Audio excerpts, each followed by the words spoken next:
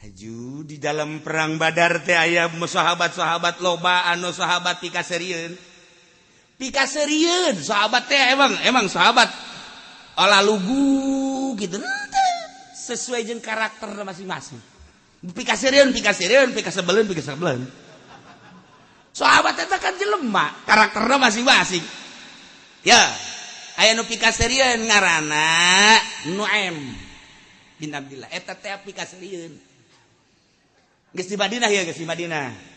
Rindu amat sakeuna ka Kangjeng Nabi hayang dahar bareng jeung Kangjeng Nabi. Beuh, inget waktu perang Badar sakeuna. Nyari lu perang Badar. Mantep ieu lamun dahar jeung Kangjeng Nabi. Tukang dagang. Kade. Sabaraha duit teh dahar ini. Sakeuna teh 1 dinar. Kade, bungkus. Di ka mana? Di daharna di Kangjeng Nabi ka ditu nya. Ka Kangjeng Nabi dibayarna di ditu. Hah? Bayar. Assalamualaikum. Cek Kangjeng Nuaim, marhaban tuan. Eta mah naon? Kula ngahajah hayang bareng dahar jeung Gus Tuan. Geus lila sana rindu jasa teu dahar jeung tuan. Ieu alhamdulillah. Ayo dahar bareng teh. Geus beres dahar trojol pan eta nu bogan. Bismillahirrahmanirrahim. Sing ade eta panyakit geus dararatang deui we. Ngahalangan kana martabat urang indallah sing ade. Kudu kumaha ki carana. Pokona duitna mah cokot. Terus teh kuat biasa deuleu duit. Haji jadi tim sukses kiai teh masyaallah karim. Sing arade. Ulah dicampur adukeun. Ngadukung mah ngadukung bae kira-kira anu mere mah ayo iya raresa jasa urang hirup di akhir zaman ya Allah ya Rabb keur ieu mah urang rada deres antara nu mirihna DPR kuari maka mari kiai-kiai ti Garut ngomong di Bandung nyararita hancur pesantren nu tadina aya 100 santrina turun jadi 15 urang.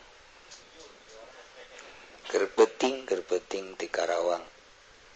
Kamarina poe Salasa ti Bandung dongeng seputar pondok pesantren barang dukung mendukung.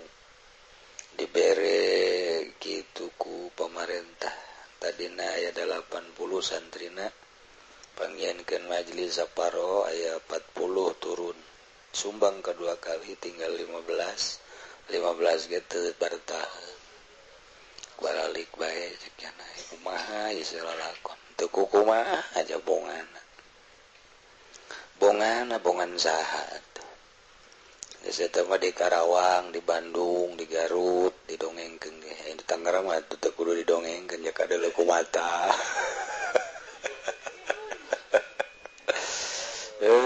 masyaallah.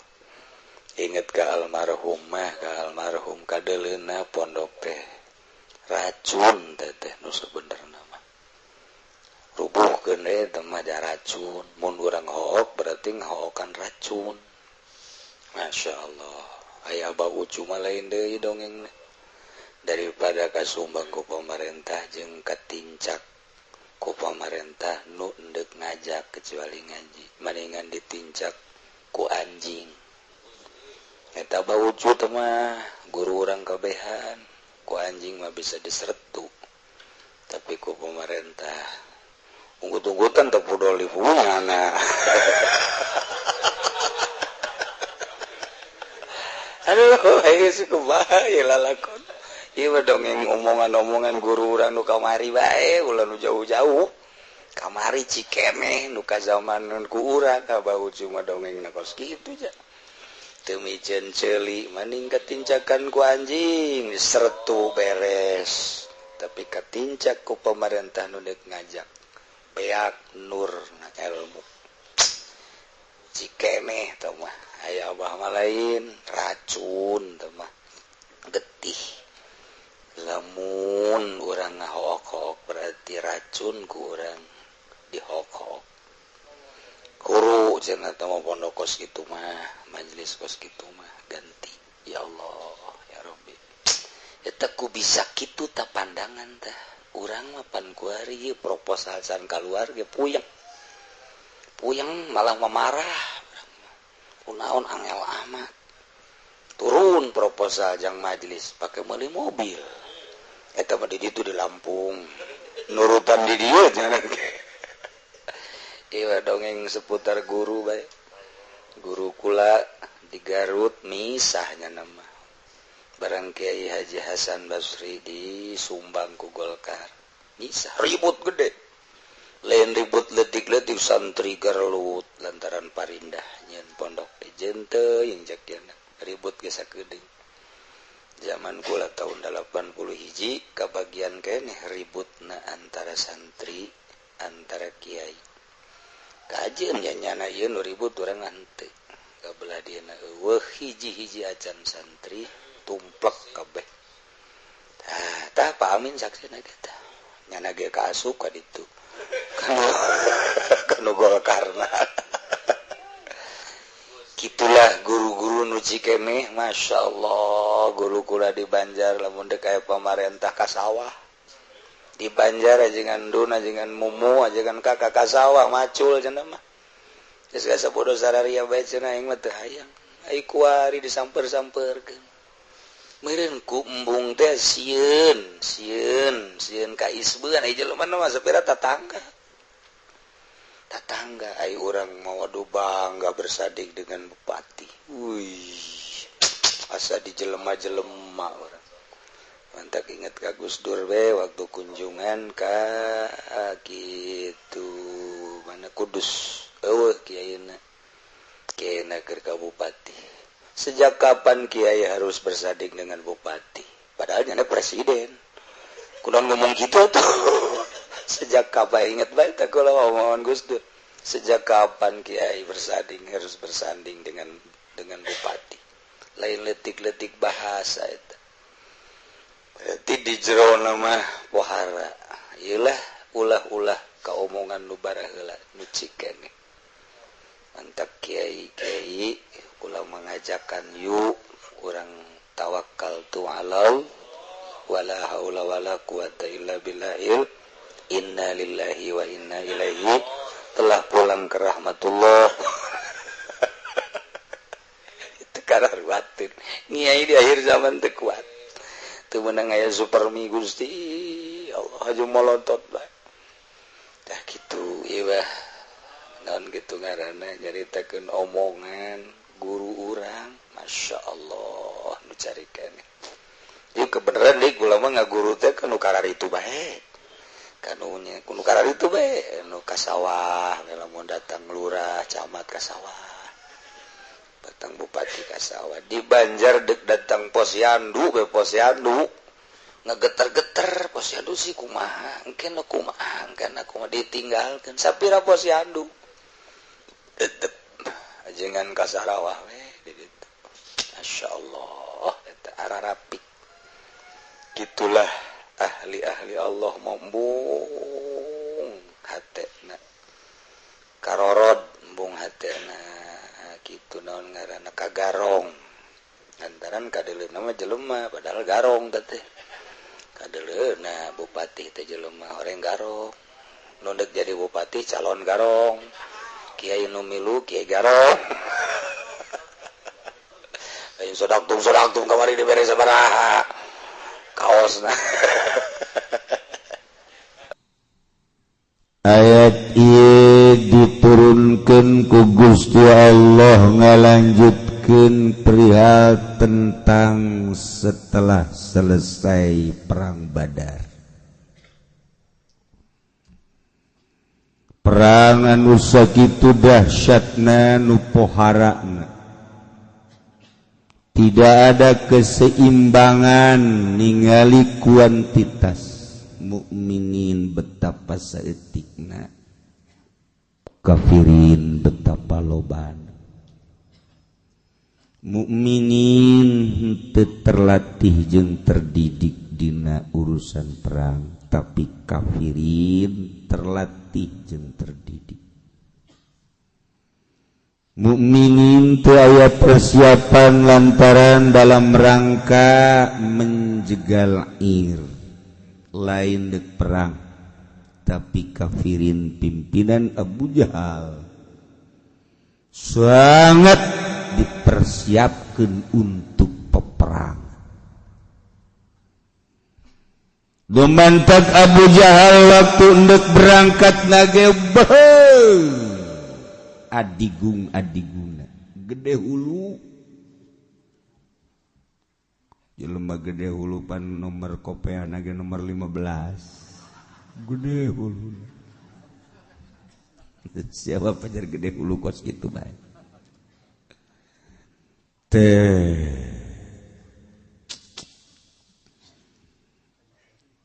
urang-urang kufar musyrikin Quraisy kafirin di mana boga kabingung ingin aya pemecahan permasalahan selalu datang ke Baitullah percayanya nage muranteng di kolambu Baitullah bari memohon eta selalu Baitullah teu samaruk dan teu dipercayai ku para kafirin percaya samarukna Baitullah teu diagung-agung ngan keagungan Baitullah teh akunyana keagunganana ditendenan arca-arca jeung patung-patung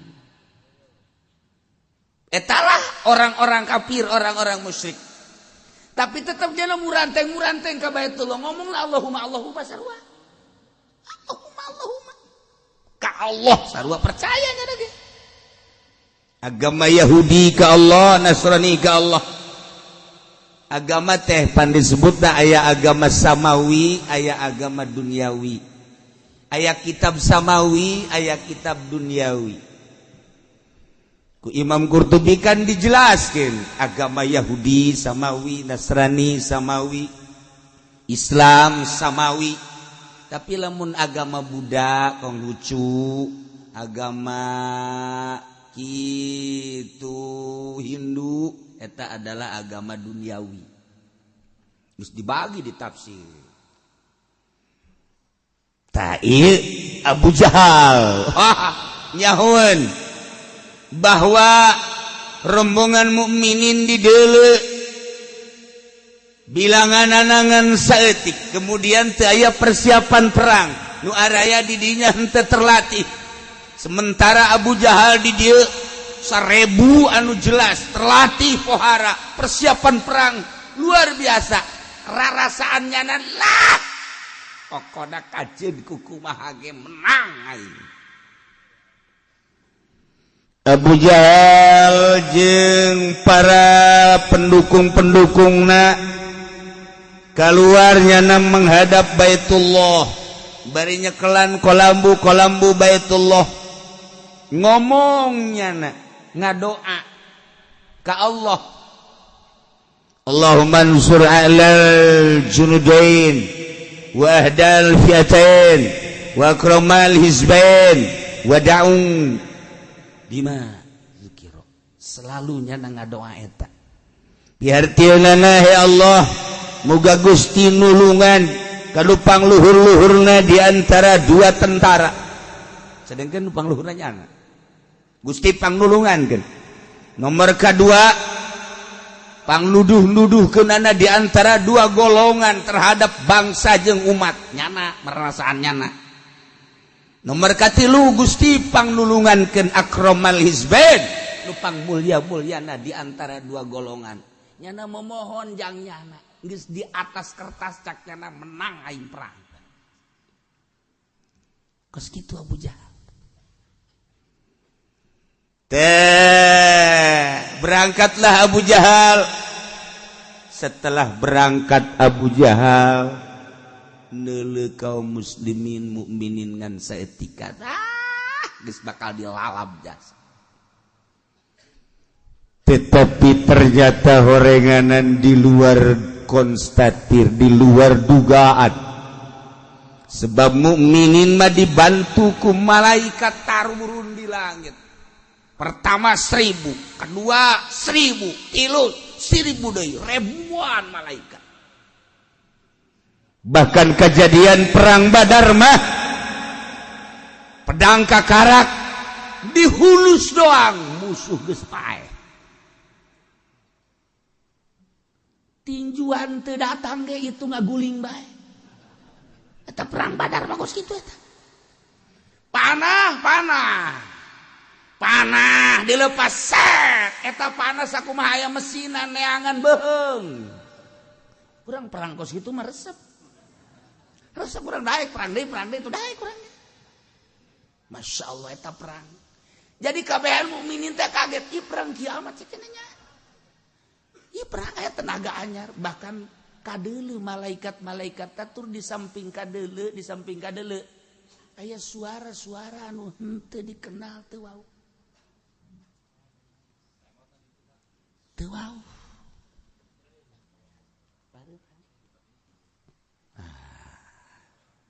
Cak nu di luar naon cerita. Bukannya di luar mah tuh. Pokoknya sih mah ngopi belah. Saudara res. Teh. Tarai. Masya Allah. Termasuk Abu Jahal sakumaha nu kamari geus dicaritakeun.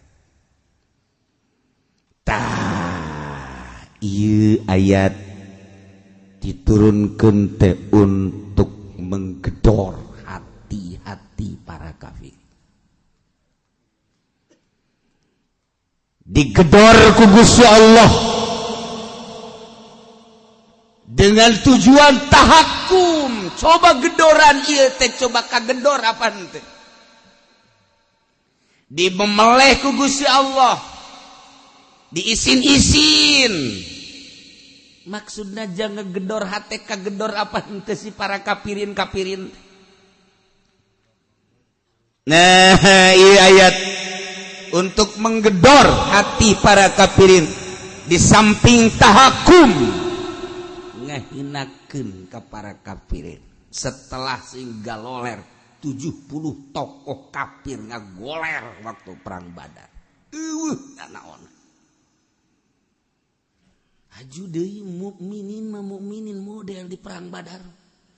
Eta sakitu pedang datang ge kadanya jeger teu naon. Atunya teu kudu nangkis. Cek mukminin hayo datangkeun deui tah beungeut aing tah cenah. Ayo. Eta dikitu-kitu ge dikitu teh. Itu perang Badar model. Masya Allah. Kau model batak sejarah mencatat perang Badar anu luar biasa. 28 Kangjeng Nabi perang anu langsung jeung Kangjeng Nabina disebut Ghazwah. Lamun perang tanpa Kangjeng Nabi disebut Sariyah. Selama hidup Kangjeng Nabi di Madinah 28 kali tandang Kangjeng Nabi perang. Urang can sakali-kali aja. Kakarak demo ke kamari ka Jakarta nu dimaksud lain naon burasna doang. Kuari ge biasa aya keneh. Tadi kan urang can orang perang. Bapak urang mah baheula ngalawan Inggris, ngalawan Belanda. Maot kena murtil, maot ditembak, maot dan lain-lain sebagainya jadi syahid bapak urang mah baheula. Memperjuangkan bangsa jeung negara supaya anak incu teh merdeka. Alhamdulillah merdeka urang. Ngan ngaranna doang merdeka. Ternyata aya di kungkungan negara-negara lain. Iraha dek merdeka nu aslina. Hanya orang-orang ahli tasawuf anu bisa merdeka zahiron wa batin. Zahirna geus dimerdekakeun melalui tangan Bung Karno, Bung Hatta. Secara batin merdeka patula patali jeung dunia jeung makhluk hiji bae ka Allah. Merdeka zahir jeung batin ngan ngomong doang urang mah. Tasawuf bae giliran ngariung teu diberkatan marah. Asa tasawuf kos kitu. Merdeka keun lawan kurang-kurang. Iyalah keistimewaan perang Badar dengan perang Islam luhur. Al-Islamu ya'lu wa la yu'la. Sebab di deuleu kawawanenan Islam melalui perang. Mun teu diperangkeun teu ka deuleu saha anu gagahna, saha anu berani, saha anu cowong sungutna, saha anu bener-bener teu teurak, saha anu bener-bener siap kahareupan. Lamun teu diperangkeun teu nyaho. Lamun urang nyaritakeun tentang politikna, Jakarta teh yaho urusan politik, tapi urusan gagah, urang mengakui Habib Rizik gagah. Urusan politiknya sabodo tah mah urang. Teu nyaho urang mah NU kos kitu, FPI kos kitu, HTI kos kitu, Kurun kos kitu, Allah alam urang mah teu nyaho urang lembur urang mah. Urang lembur. Tapi urang mah neuleuh gagahna we NU melempem. Ieu mah cak mata urang. Habib Rizik gagah, mun teu didemokeun teu kanyahoan gagahna Habib Rizik. Mudah-mudahan dipanjangkeun umurna Habib Rizik. Dibere kagagahan anu luar biasa. Ji atuh sakitu mah cek urang gagah jasa aya 5 bae eundeur ieu Indonesia. Teu sieun nya kasasa ge nya mah. Teu sieun nya mah kasasa ieu mah urusan politik mah teh sabodo. Cak NU teh jangan begitu, ini kan urusannya politik, urusan sia. Urusan sia teh mah urusanna sabodo geus. Cak anu lain-lain misalna anu ngadukung ini mah urusan politik sabodo. Aing mah lain neuleuh politik, aing mah neuleuh gagahna, titik geus sakitu. Jadi mah teu gagah. Anu kadal dengan Habib Rizik aing mah neuleuh gagahna do geus titik urusan politik aing mah teu nyaho. Sakola henteu naon teh aing mah. Gitu cenah kos kitu mah sok loba omong ieu mah politik. Aing mah ngomong bae ja. Aing mah ngomong ge kagagahanna do geus sakitu. Geus lain ngomong politik urang mah teu nyaho teh mah. Saha nu bakal jadi gubernur aja geus disetting. Jaker kamari ge nu menang nama atuh pan Prabowo jadi settingan anu menang si eta bae. Ya politik mah geus kitu. Sabodo teh urusan teh politik aing mah nyahona teh bahwa Habib Rizik gagah titik geus. Geus sakitu. Ya jangan mah teu sieun ku sasanya teu sieun. Teu sieun urang mah pan lamun di hareupan ku jelema haju ngageter bae. Aya pan dia ge nu ngaku jago pencak. Ku kadal doang ngaguling ku kadal. Kadal gak guling. Ayo watak ayo tuh percaya jasa. Masya Allah. Iyalah gedoran ti Gusti Allah sebagai tahakum terhadap kafirin. In tastaftihu faqad ja'akumul fath. Wallahu a'lam bimaradih lamun aranjeun wahai para kufar minta keputusan hukum faqad ja'akumul fath jelas jata bakal datang ke aranjeun kabeh putusan hukum. Ketika Abu Jahal ngadoa ka Gusti Allah. Ngadoanya lagi biasa. Yahudi pada datang. Allahumma ayyuna kana aqtalir rahmi wa atana bima la na'rifu fahinnahul gudat. Doa Abu Jahal ya talar ku sia ya.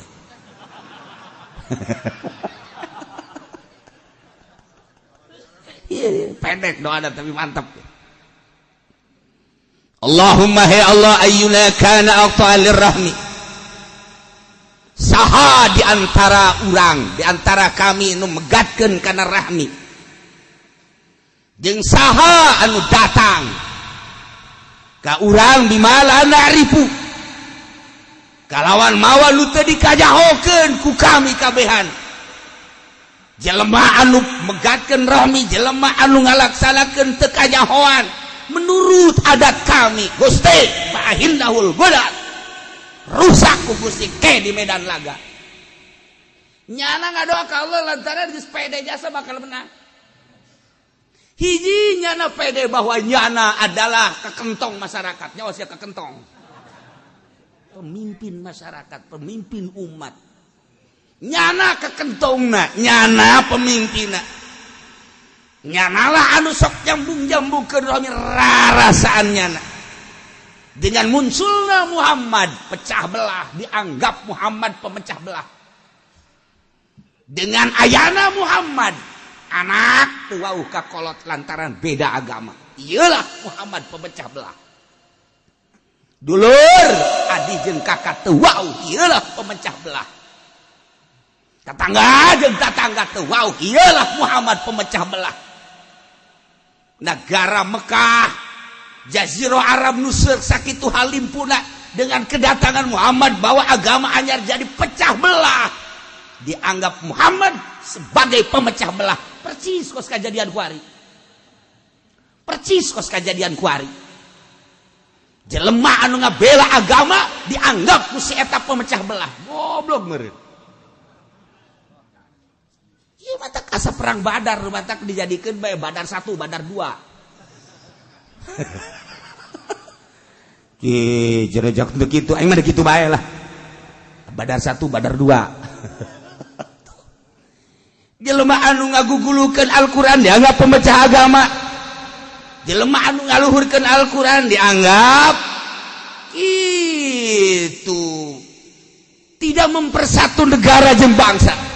Quran eta kan geus dijamin dengan Quran jelema bakal ngahiji, dengan Al-Qur'an jelema bakal gagah, dengan Al-Qur'an agama bakal luhur. Percaya orang ke Al-Qur'an buatan Gusti Allah, ciptaan Gusti Allah, kalamullah, percaya. Tetapi kunaon jelema anu ngaluhur-luhur Al-Qur'an dianggap pemecah belah.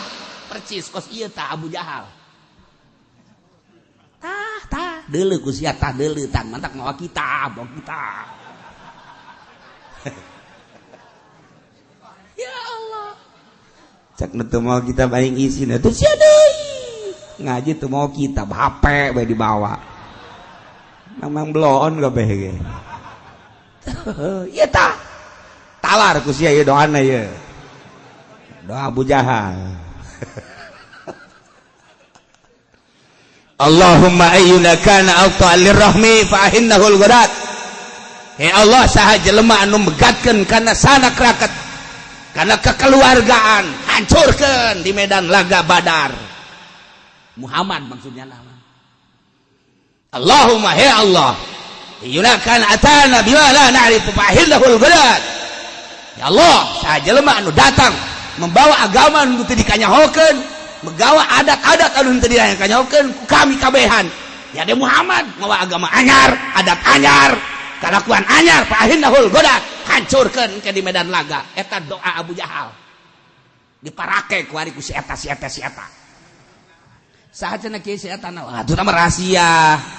Si eta bela. Masyaallah. Eta cek Gusti Allah faqad ja'akumul fath. Maneh minta keputusan hukum. Wahai para kafirin, kufar, nyata bakal datang putusan hukum. Putusan hukumna kumaha? Bihilakim man huwa kadzalik. Dirusak jelema nu memang bener-bener model tadi. Jelema nu tidak mempersatu, yakni memecah belah. Jelema anu bakal itu dirusak ku Gusti Allah lantaran mawa agama anu teu pararuguh. Agama teu pararuguh teh Yahudi, agama nu teu pararuguh teh Nasrani. Kangjeng Nabi turun ke alam dunia diutus tentang agama teh agama anu penyelamat, pemersatu bangsa, agama anu lurus menuju surga Allah, nu lurus di pengkol-pengkol, nu bener di salah-salah. Ku hari di negara urang-urang lamun bener-bener nyaritakeun agama nu bener moal kebal urang dipencit. Urang lamun ngaluhur-luhur agama urang di negara urang di luar forum majelis taklim nyaan urang gerak melalui partai jeung melalui organisasi. Wow, tinggal sebuah nama, innalillahi Haji Pendi telah wafat. Dan tidak ada mayatnya di laut, tidak ada di gunung, tidak ada, hangus.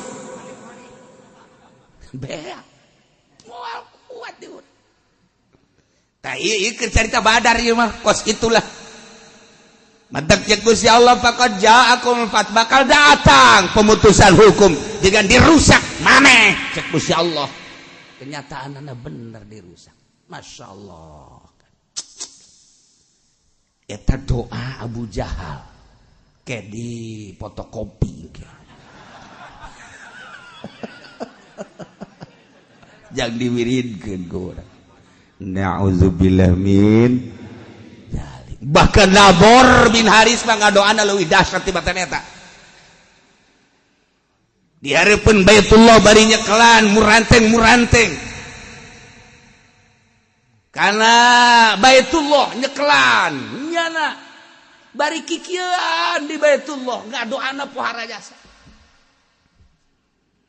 Kumaha ngadoana? Allahumma in kana hadza huwal haqqu min indik fa amtir alaina hijaratan minas sama aw itina bi adzabin alim. Eta pendoa teh kira-kira Gusti Allah lamun bener memang ieu Muhammad teh datangna bener ti Gusti, coba turunkeun batu di langit atawa siksa kami, tolong tuh coba. Eta doa kos kitu amat sih wiridkeun kan.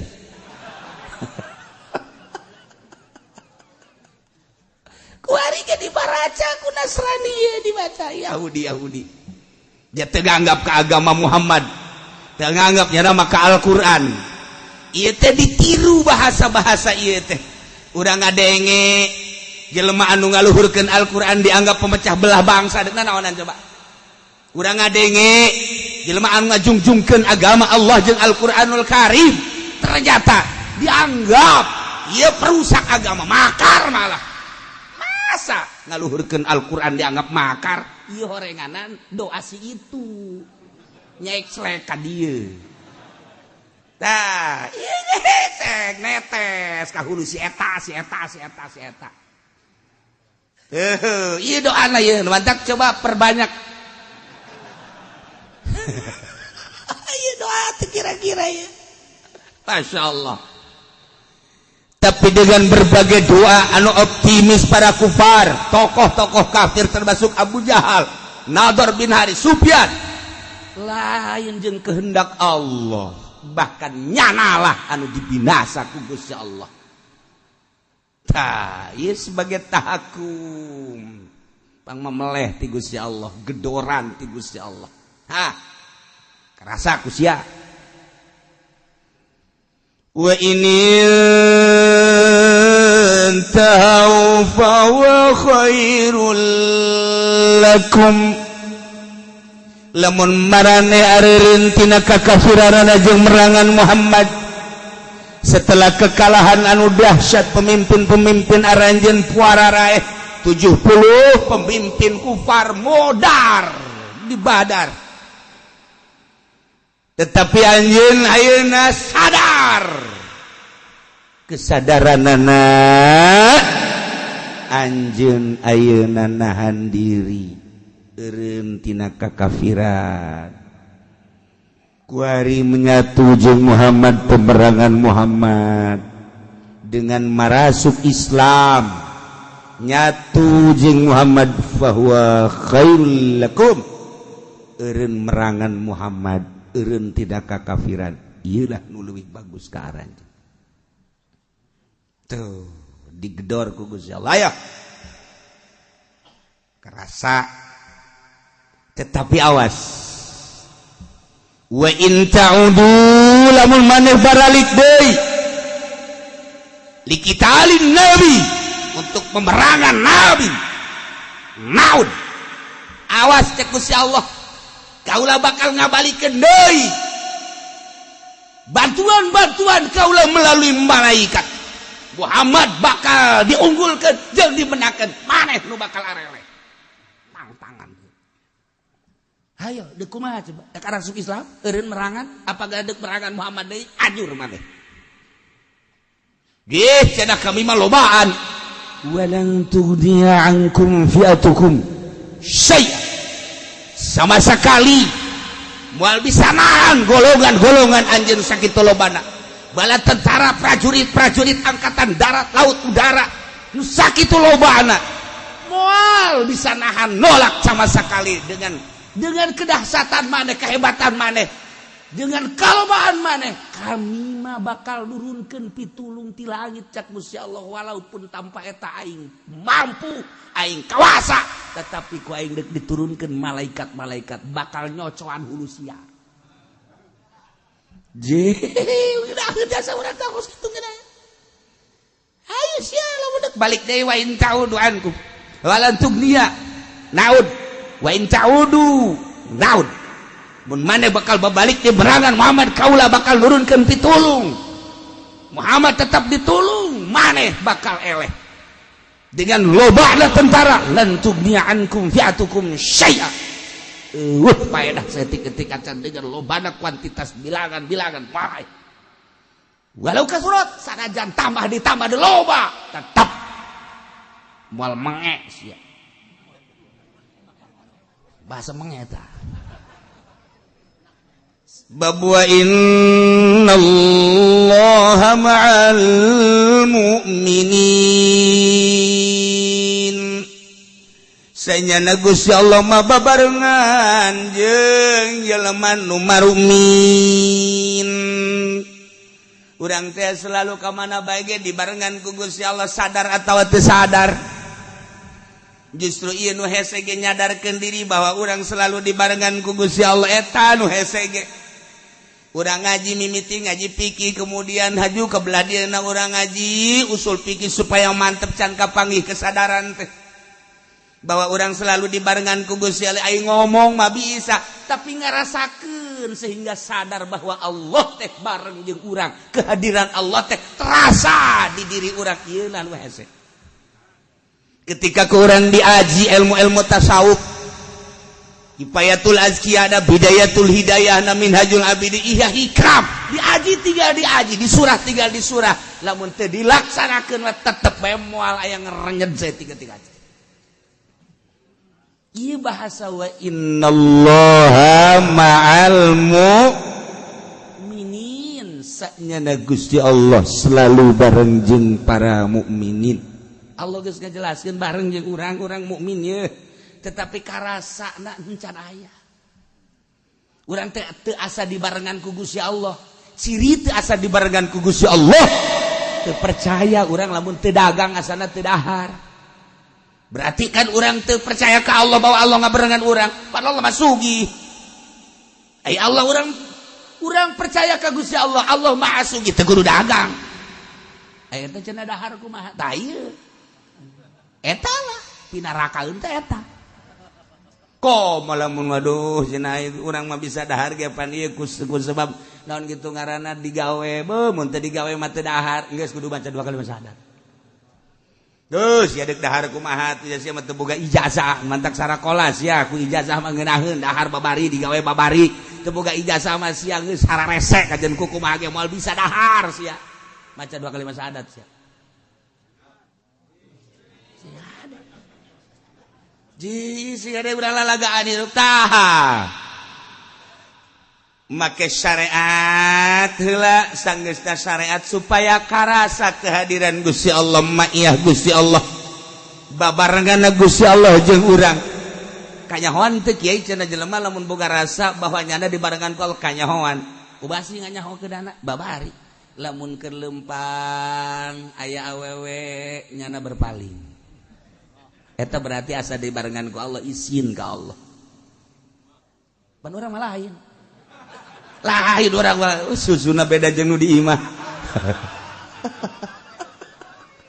aju bae kulitna keur rada lain deui ceuk eta we herang barang ditanya ja orang Brebes tapi pun putih biasanya orang Brebes mah tukang endog harideung ieu aja putih terus bae ngahayal poho leng eta berarti teu bareng jeung Allah barengnya jeung nafsu komo lamun manggih nu ngongkok ada setik deh tolol deh coba malah ngadoa ka Gusti coba setik angkat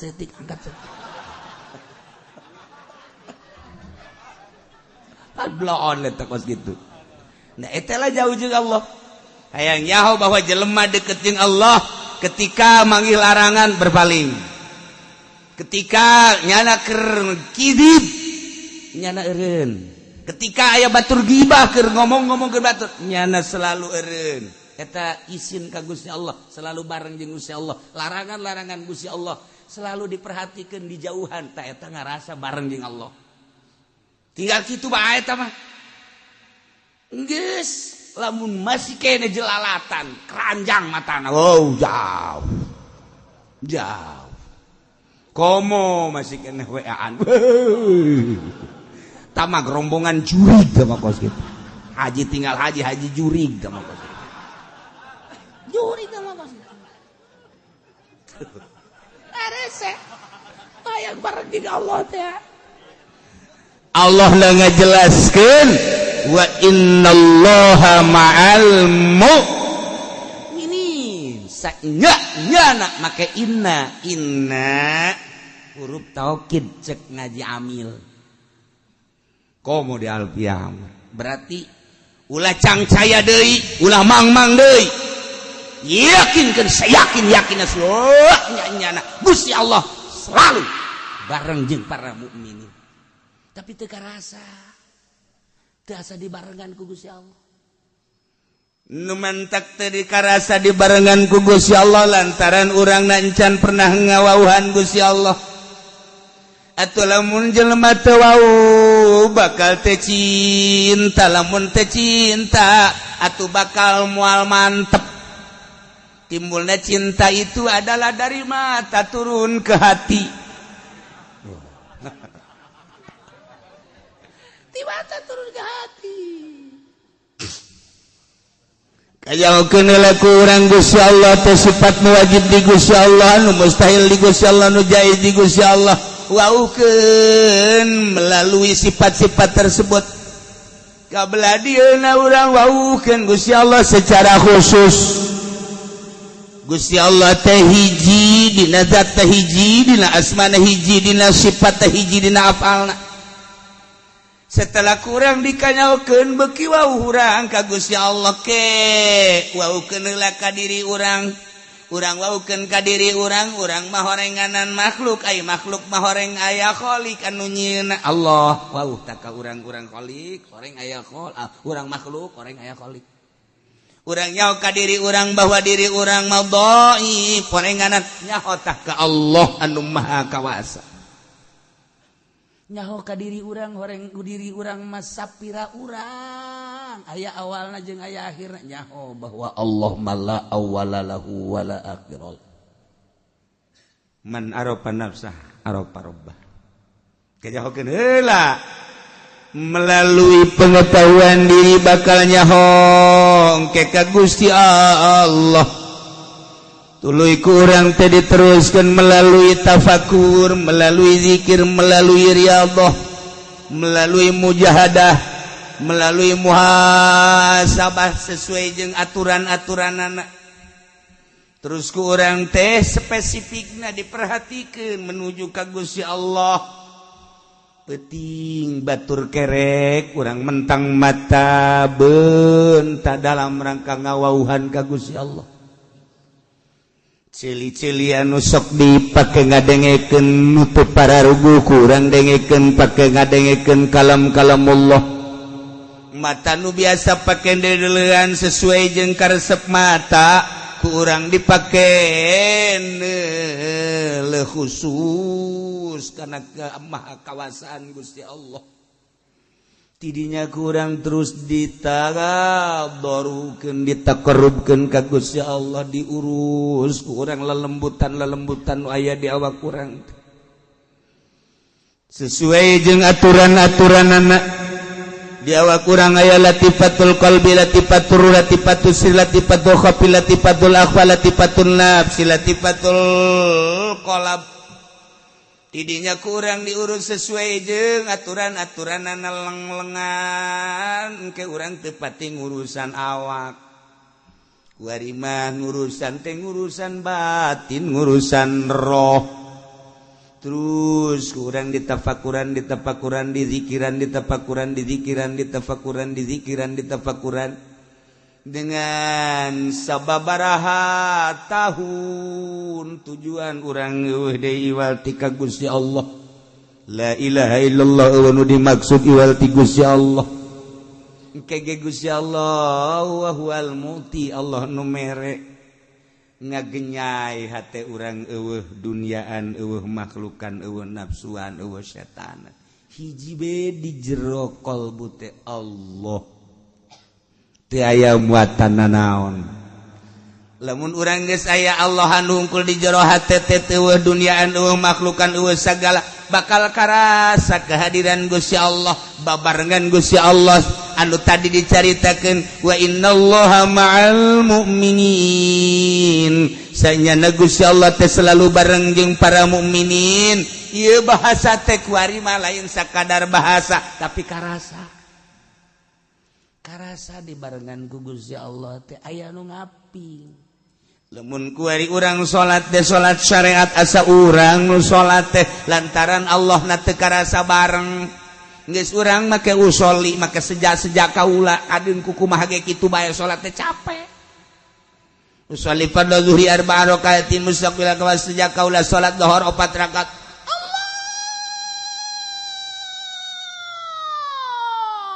eleh alam pelung mah kos gitulah lantaran teu karasa barengna Allah kehadiran Allah eueuh ngan sakadar disungut sebab kurang can pernah dilaksanakeun dedeketan jeung Gusti Allah bobogohan teh jeung materi bobogohan teh jeung benda bobogohan teh jeung makhluk Allah atuh nu karasa teh makhluk we bobogohan teh jeung khaliq mulai kuari karasa ngerenyet karasa kos kitu mah moal bisa dibejakeun hanya jelema-jelema nu boga rasa kehadiran Gusti Allah teh karasa babarengan jeung Gusti Allah teh karasa lamun geus babarengan karasa ieu mah lain nas karasa kuari mah lain bahasa karasa lamun geus karasa salat da geus lain maka sejak kaula jak karasa Allahu akbar karasa bareng jeung Allah salat teh maksud ka Allah kuari geus karasa geus moal aya kieu kitu Allahu akbar teh karasa geus kulantaran karasa babarengan Gusti Allah di diri urang atupan meureun Gusti mah maha sagala-galana atuh rarasa anu urang eueuh eleh kumaha geus atuh eta mah sagala ruku sagala itidal sagala sujudna karasana dibawa ku rarasaan eta teu karasa nu mantak salat puluhan rakaat ratusan rakaat teu karasa Allahu akbar likum Allahu akbar likum Allahu akbar nikmat sebab aya nu mawa perasaan aya urang maka kara 4 rakaat gahajuh ae diintip ku pamajikan bapak lu tuh lihat tuh mabok tuh mabok apa cak anak mabok sholat tuh bapak lu tuh ntar 2 rakaat lagi mati dah kelihatannya tuh capek tah maksudnya dibejakan gitu teh urang geus datang ka mana lamun nyaritakeun batur indah amat salat puluhan rakaat teu karasa lantaran lain nyana rarasaanna bareng jeung Allah atuh bareng jeung nu boga maha geus moal cangcaya ai urang capek urang mah dipaksakeun ge capek asa capek ngan capek-capek ge terus bae terus daripada aing mah salat capek eureun lah cek nya teh capek salat aing mah ngadaguan Allah bae geus ka aing coba mawaan tah henteu atuh moal usaha henteu hayang kos kitu tungtuna mah mikung engke ngomongna genjang naon salat di situ kos kitu sasalatan mah kos kitu tuh salat wasi mah wali sia salat henteu wa iddallaha ma'al mu'minin sanyana Allah babarengan jeung para mukminin ketika Allah babarengan jeung mukmin kasieun saha nu dihareupan kasieun japaya ge bareng jeung Allah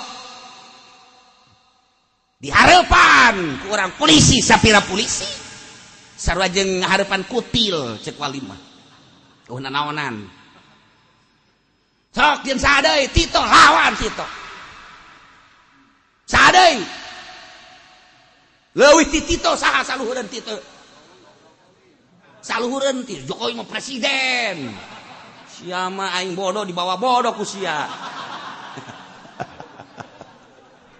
oh kita ada kasieun tah contohna eta Habib Rizik kasieun dia cara bae aja teh sabilillah geus dikorbankeun diwakafkeun awak jeung Allah guys pokona beres guys urang mah wakaf tanah ge cokot deui boro-boro nyawa ieu mah keur carita gagahna henteu nyaritakeun leumpangna politik teu nyaho ieu keur carita gagahna di negara urang aya nu gagah geus setitik sakitu aya keneh nu sejen gegara can mararuncul atuh aya nu kuari tararapa keneh di Gunung Karang emang teu gagah ujianana ditunjuk doang kunyana keluar seuneu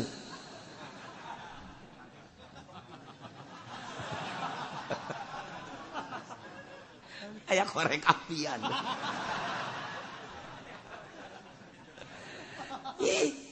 emang kumaha kitu lamun Cirebon geus turun Banten geus turun maaf acak-acakan ieu negara Masya Allah bahkan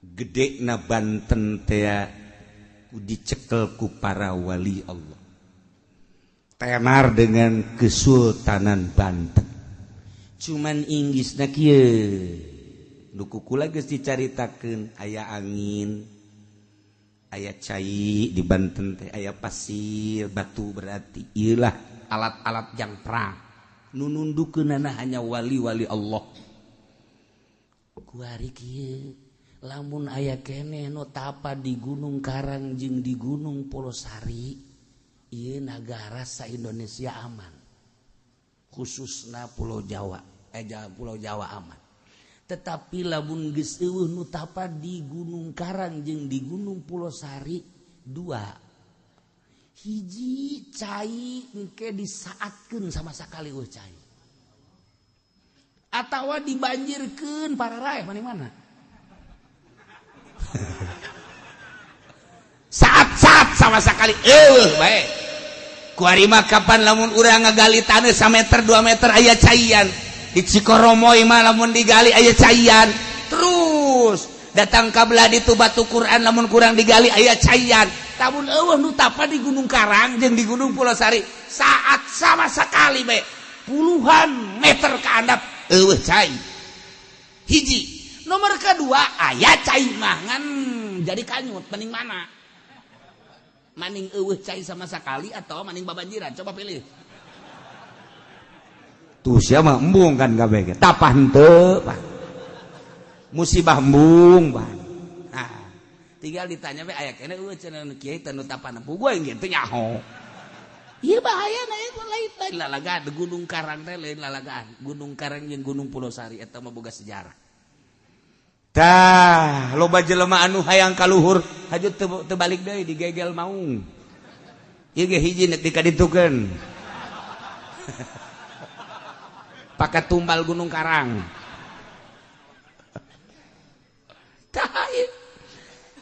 lamun geus karasa barengna Gusti Allah moal aya kasieun kajen kumaha ge sakumaha barengna Kangjeng jeung Gusti Allah sakumaha barengna para sahabat jeung Gusti Allah karasa babarengana saeutik eueuh kasieun saeutikan ge lantaran dibantu ku bantuan Allah melalui malaikat.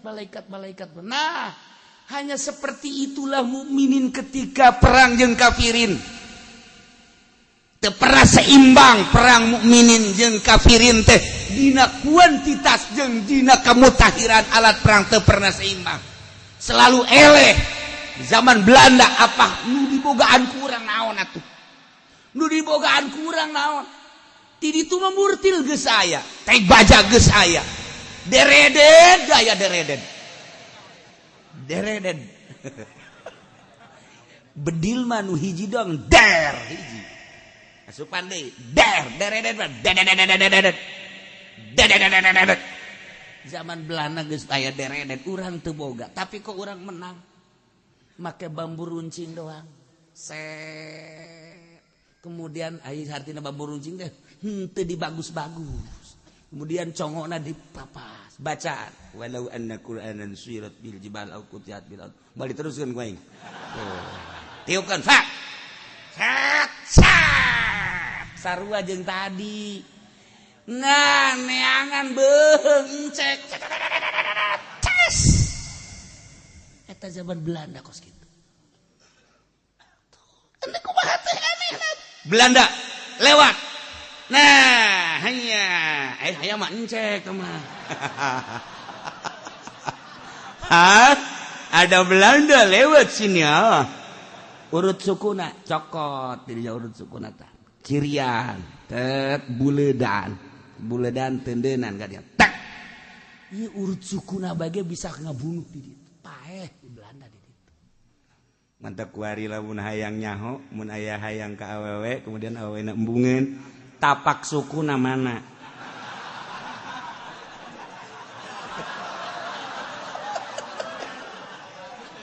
Tapak sukuna tah, ieu tapak sukuna. Nah, mulai garit telat di bismillahirrahmanirrahim 9 kali ulah napas set. Dia garit di 9 kali ulah napas set tapak jalakan berarti kan. Nah, tendenan di tengahna a'udzubillahi minasyaitonirrajim bismillahirrahmanirrahim. Idz qala Yusufu. Tenden kadinya set. Ujiana Kang Pen di mana?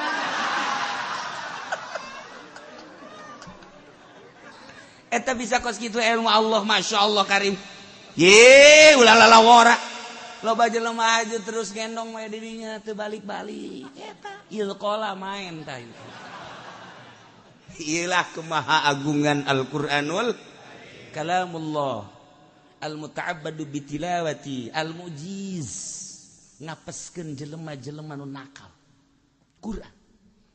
Mentek nyalahgunakeun tafsir-tafsir Al-Qur'an. Apakah eta politik? Apakah eta memang hanya batu loncatan? Apakah eta memang ingin keren? Apakah cari nama? Apakah cari dunia dan lain sebagainya? Tunggu tanggal main. Al-Quran lain main-main. Al-Mu'jiz. Ngapeskeun jelema anu nakal terhadap Al-Quranul Karim. Jelema kafir ku Quran ajur ujianana asal digunakeun ku urang nu bener. Komo nu ngarti kana Al-Qur'anul Karim kemudian nyana seolah-olah nang tangan teko doko orang pasrahkeun ka Gusti. Ya Allah ya Rabbi Gusti jelema eta teh ternyata horengana teu akur jeung aturan Gusti. Abdi gelut teu wani lantaran jelema gagah. Abdi mah lemah nyanggakeun ieu Qur'an nu Gusti disalahgunakeun ku Gusti. Abdi hayang deuleu memeh paeh coba hayang nyaho galedeng turunkeun. Ji bagua al-mu'jiz. Serahkan ke Gusti Allah. Serahkan ke Gusti. Dalakan. Ku percaya orang ke Al-Qur'anul Karim. Moal jadi jelema. Boro-boro eta kiai anu ngadukung kana Golkar ajur kamari keur zaman Soeharto. Ajur inting-intingan. Sakali deui ajur inting-intingan. Sakali deui siatan nu neruskeun. Aing mah toser doang. Iya mah contoh lain berarti ulah lain asal bener niatna. Iya mah contoh abe urang mantap ka Quran. Contoh teu kudu dijelaskeun di Jawa Timur, Jawa Tengah, Jawa Barat, di Banten, di Tangerang anu asup ka Golkar ajur teu kudu dibejakeun garana. Ajur. Eta ka Golkar salah niat meureun manan kitu ka anu teu salah mah. Anu teu salah niat mah. Anu teu salah niat mah. Maksud ji ajur takabur aya di nyana gede hulu aya di nyana teu meunang kapanggih jeung jelema anu bener haju ngomongkeun bae nyana acak-acakan pondok tinggal pondok 2 tingkat diganti ku ayam jago ayam potong ayam ternak teu karasakan ku nya ieu mah salah satu contoh lain naon supaya urang yakin ka Al-Qur'an sih ade komo nyalahgunakeun. Ih, kula mah muringkak bulu sih ade. Cenah ieu mah urusan politik, leg-leg ku sia politik. Itu ya politik aing. Nyahona Quran salah ngagunakeun jeung salah tafsiran titik geus beres. Urusan sia politik urusan sia, aing mah aing. Engke di narakana sia, aing mah aing sorga. Ke pancen babagi aing meureuk babagi bae. Ku kayakinan aing tah mah. ya aing cenah yakin Allah slag legus ya keyakinan beres ji ngadukung Golkar nu salah bae ge niatna kos kitu atuh kok melegal Al-Quran tinggal didelekeun bulan tahun deuleu kulama dengan keyakinan sebab Al-Quran teh kalamullah lain bahasa urang al-muta'abbadu bitilawati dibaca hiji huruf kudu teu nyahona naon bae dibayar 10 teu nyahona naon teh mah geus beuh lamun nyaho dibayarna 100 200 sampai 700 sampai nyaho kana rahasia Al-Quran cak Gusti Allah geus ulah kudu nyaho aing langsung bayarna bisa hiber sia di dunia keneh bisa hiber teu saeutik para wali Allah nu hiber ka Mekah di Mekah teu bisa balik deui ka dieu lantaran di dia ke Mekah mawali keneh barang datang ke Mekah dipocot kawalianana tetep bisa ka dia emang aya nu kitu iya tuh meureun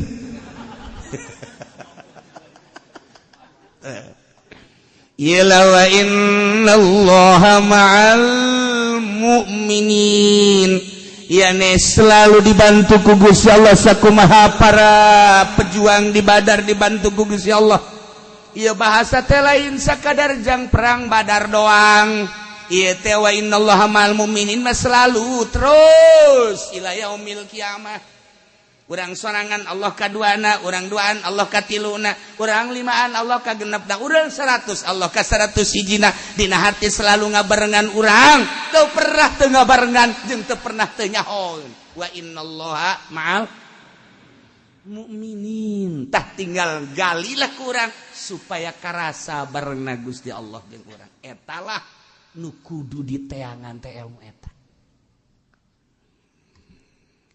Di dalam perang Badar teh aya sahabat-sahabat loba anu sahabat pikaserieun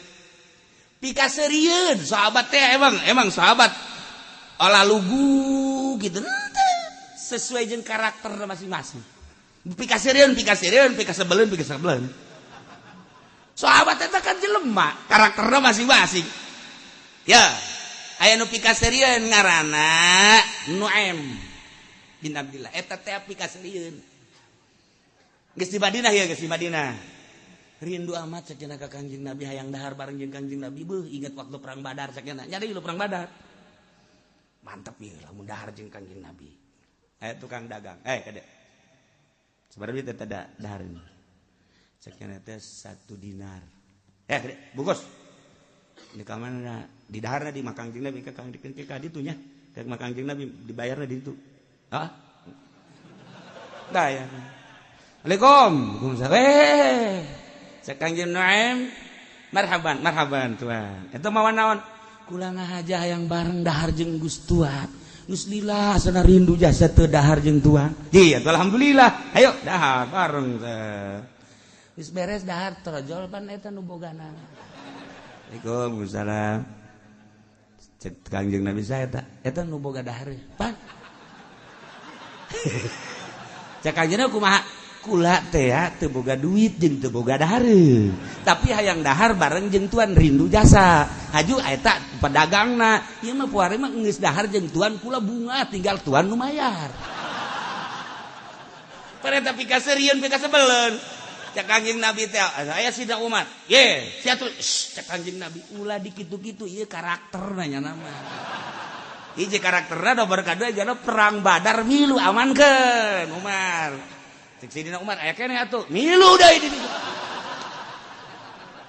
keur carita lalagaana emang kumaha kitu Badar teh lain lalaga lain leutik-leutik naon kitu ngaranna riwayat ka pikaserieun aya keneh Nuaim keneh tiluan nyana Nuaim jeung Abdullah jeung Abu Bakar nah kieu ceknya nete dijual baik gitu gue yang ngisi luloh ya pikirannya kos gitu ya lama jual gue ini kajian gue magen leos banyak ayah sahabat sugi aing boga abid tapi nyana mah teu daek daku abid jadi dijual ngan nyan mah teu daek daku abid lamun di abid-abid teu daekeun tapi nu jelas nyana mah abid ngan lamun di abid embung geus di ditu na eta kos kitu.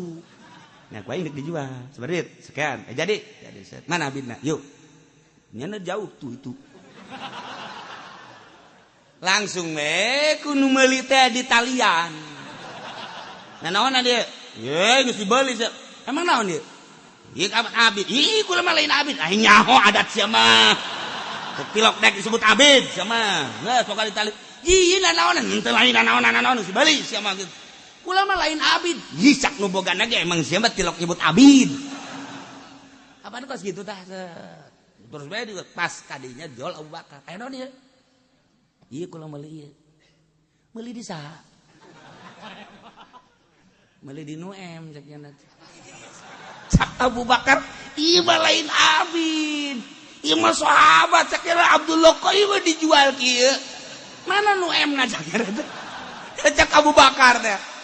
Cak nu meuli tetap ieu abid emangnya nama. Lamun dibeli ge tilok nyebut abid. Cak Abu Bakar lain, teu bisa. Tetep lain sama abid bae abid. Jol we Kangjeng Nabi kadinya. Sakinah Abu Bakar problem tuan ya. Kunaon ieu merdeka dijual. Kusaha? Nuem. Cak Kangjeng Nabi bebaskeun. Cak nu beuli teh atuh eta duit teh kumaha? Kun kula mah beuli. Cak Kangjeng Nabi ieu saksina Abu Bakar Siddiq, ieu Abdullah henteu abidnya nama sahabat. Ieu teh nu sok perang Badar milu. Nah, ieu dijual sabaraha duit? Dijual nu sakean cenah. Kangjeng Nabi langsung ngabelantah dibayar deui lain mah lain abid. Beres. Cak Abu Bakar mana teh si Nuem? Mana teh si Nuem? Eta kan pikasarieun. Begitu datang langsung cek Kangjeng Nabi. Ulah. Sebabnya milu perang Badar. Ya keistimewaan perang Badar nu mantak eta ge urang disolawatkeun perang Badar lain lalawar teu meunang diganggu sahabat perang Badar mah. Sebab pernah dibantu ku malaikat. Ribuan malaikat. Salatullah salamullah ala Thaha Rasulillah. Salatullah salamullah ala Yasin. Habibillah tawassalna bi bismillah wa bil hadi Rasulillah wa kulli mujahidin lillah bi ahlil bad ya Allah ahli Badar teu meunang diganggu cek Kangjeng Nabi. Gas cek Abu Bakar teh mem duit ka mana duit eta kan Kangjeng ye teu bisa ieu mah akula cek dia ieu keur carita karakter sahabat. Resep eta urang lamun macaan asal bisa ngan hese teh macaan dina kitab teh kan eta ngaligut-ligutkeun hese padahal eta pikasarieun. Nah eta kos kitu. Nah kabelah dieuna Kangjeng Nabi asal kapanggih jeung Nuem seuri. Asal Kangjeng Nabi keur dieu kapanggih jeung Nuem seuri. Ka beneran Abu Bakar, Sidina Umar, Sidina Utsman kabeh araraya. Aju liwat Nuem Kangjeng Nabi seuri. Cek Abu Bakar teh, "Limadza ya Rasulullah? Kunaon ieu make seuri?" Inget gak jual abid. Cak Abu Bakar ge, heueuh cenah kula ge. Asal kapanggih we jeung Nuem Kangjeng Nabi teu pernah teu seuri. Seuri bae cenah. Eta kalakuanana kos kitu eta. Dahar bareng hayang berkah kudu Nabi nu mayar.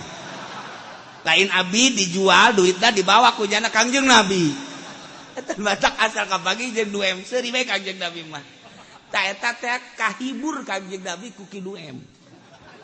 Jadi karakterna geus kos kitu ieulah perang Badar. Masyaallah masih loba keneh ke selanjutna nu pikasarieun dalam rangka sahabat-sahabat nu milu perang Badar. Masyaallah.